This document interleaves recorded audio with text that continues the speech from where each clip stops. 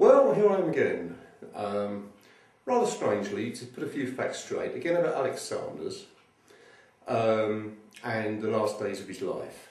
Now, I've had many emails privately. People seem to prefer direct contact than putting them up on the internet, on YouTube. But in reality, I can answer a lot of those questions here. 90% has been excellent feedback. It's put been able to link certain things together that hadn't happened. Now, okay, regarding Alex, in the last couple of weeks before his death, he had virtually no visitors. He was able to get out and about a bit, but he was virtually deserted by his followers and so-called friends. Now, myself, Derek Taylor, my ex-wife Ingrid, who betrayed her oath in the craft, but that's another story, and Alex, of course. We performed a ceremony a couple of weeks, or within the 2 weeks before he died, as a kind of a passing over into the afterworld ritual. It was penned on the day, and has never been released in any book or anywhere else, and it's not going to be released here, because that was private to Alex.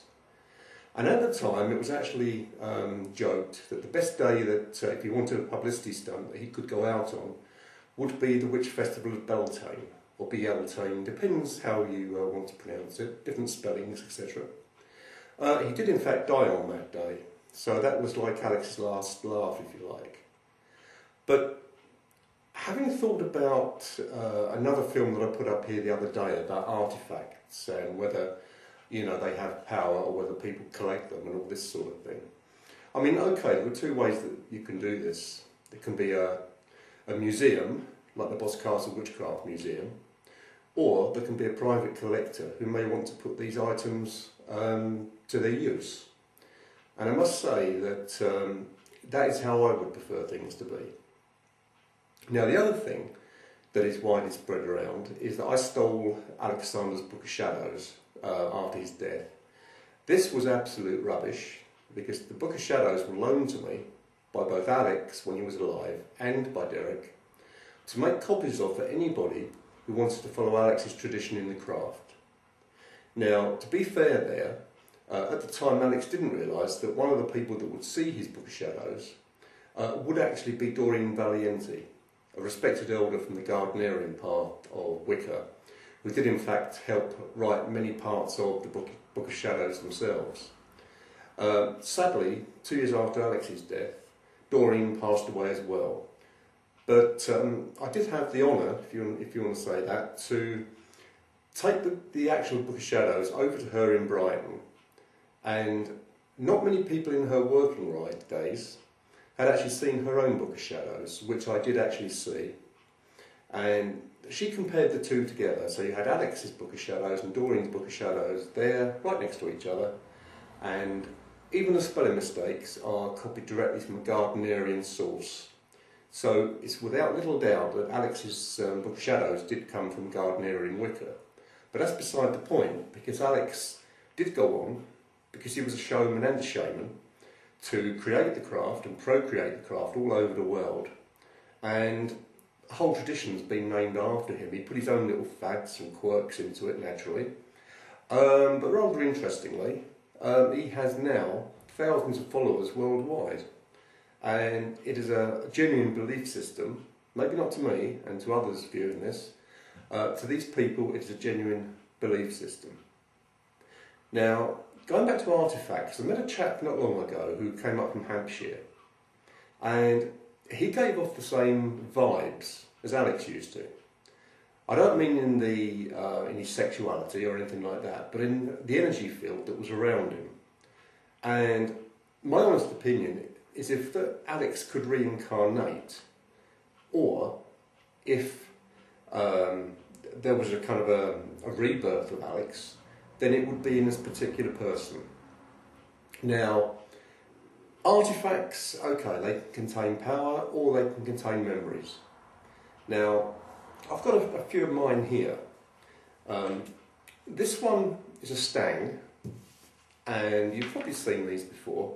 They relate to farmers and animals and all this, but are also so I'm not sticking my fingers up at you. Also, part of the craft, heritage, like a staff of wisdom and all this.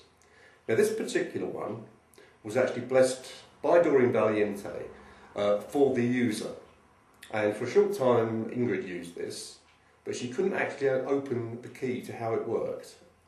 And I must admit, I've never really tried to, but there was this one. Then, funnily enough, because I've had a look around, you know, artefact interests seem to be the in thing now. I've got a couple of candlesticks here. I haven't got them lit in case one of the cats pounce on me, but these are ones that I bought back in 1985, and I bought these in Eastbourne in East Sussex, and these are the ones that we actually used in the Alexandrian, or Alex's ritual just before his death. And I still use them to this day, purely because they're nice candlesticks, not because of any link with any ritual. But also with that is my infamous bell, and again, this one, again used in that ritual. It's a simple bell, it could be any old bell you could probably buy anywhere. But this one has a lot of history, and some of the rites it's actually been performed with me and with Alex and that sort of thing. But it was interesting things, which has never come out before either. These were never used by anybody else apart from myself, but they have been held and imbued with a bit of magic quality, and that is from both Alex and from Doreen. I made this myself. It's made out of pine, and the pine twist in it, very similar to Alistair Crowley's items, is absolutely natural. It was from ivy that wound itself around this piece of pine, so it's not been handcrafted in any way, except cut on one end. It's slightly wobbly in the middle, but it's solid. That is because it actually managed to get trodden on one night when it was pouring the rain. And also the crystal at the end. And I do believe with a wand you can actually send your energies out to the source and make things happen. And the other thing that I'm pleased to say, may have a little bit of occult wisdom in it, is the broomstick. Again, I found this wood exactly the same place as the other piece. They're unique because I searched the whole area around these two pieces come from and could not find anything similar. So I was there for the right reason, obviously. And the old broomstick, okay, symbolic. In the craft, there's various things. There's a mean of transport. There's still the, you know, which way round does the broomstick supposed to go and all that to do with it. I believe it's at the front. It's a fertility symbol. It can also be used for brushing away a circle indoors. But again, when I'd made this, again that was in 1986. I made the broomstick. So I just left the wood laying around for a while. It was the wand first, and I decided to show Alex what I knew, and again he imbued his energies into it. And funnily enough, Doreen, and she could pick up that another quite powerful witch had been in contact with this. Little did she know at the time, until I told her later on in 1989, I believe we did the actual interview with her, if I remember rightly, or 1990 it may have been. No, more likely 88, 89, somewhere around there. In fact, it would have been. Yeah, definitely. So that would have been 1988, later in the year after Alex died. But again, you know, these are just, to me, tools of the craft, and you don't really need them. You don't need to dress up in all sorts of silly robes and all that sort of thing. But they can gather power, and they can become quite special to the user, imbued each time with their own magical uses. Now, to you out there that are following their own brand of witchcraft, whatever it may be, whether it be a solitary witch, self-initiate, whether it be you're copying television programs like Bewitched or Charmed and all that sort of thing, I say good luck to you, because you don't need any of this sort of stuff, artifacts or tools of the craft, because the power comes from within here. These are just ways to focus that power. And I thought on this video that I would put the record straight here. For those out there who don't know me, who think I just take a blatant